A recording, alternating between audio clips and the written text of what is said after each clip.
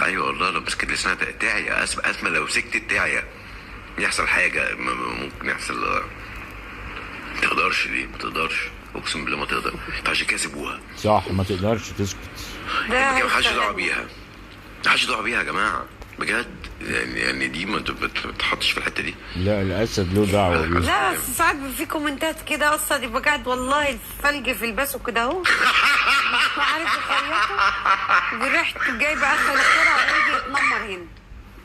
والله العظيم لسه قايلها النهارده الواحد في الكومنتات برضه اقسم بالله، واحد داخل يقول لي الله يرحم، مش عارف كان نازل لي دعم ايه. قلت له اه. قال لي انت فرحان بالدعم اللي بيجي لك وانت اصلا مش لاقي تاكل وانت وانت وانت. قلت له اه صح، وايه تاني؟ قال لي ما يعرفش الوحش بشع.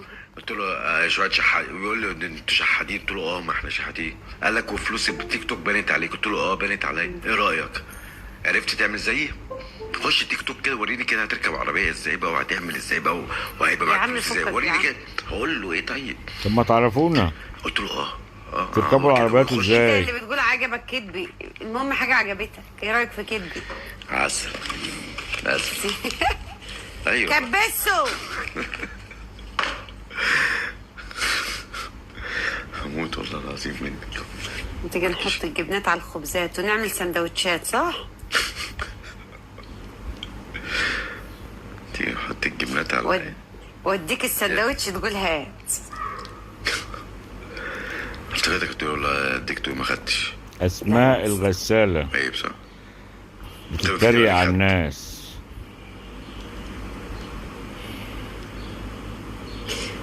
على فكرة أنا أقدر إن أنا أكون مبذرة جدا، وأقدر إن أنا أعيش الدور، وأقدر إن أنا أعمل حاجات كتير في شكلي وفي نفسي وبارابا وأعمل شقلباظات، ولكن في حاجات أولى من حاجات. يعني أنا مش مولودة أو يعني متوفر لي حاجات كتير حواليا، لا، كل حاجة بقيت أنا اللي ملزمة إن أنا أوفرها لنفسي وأوفرها لغيري كمان اللي حواليا.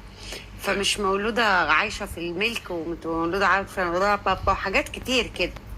ففي أولويات.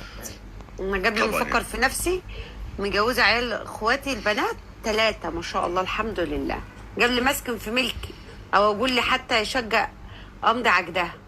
جوزت وسطرت واهتميت وسديت وعملت وخليت وسويت، استوليت على نفسي. عشان كده دايما منين ما ادوش في خير من الغسيل. ففي حاجات اولى من حاجات، اقدر اروح واجيب واشتري والله يا مصطفى.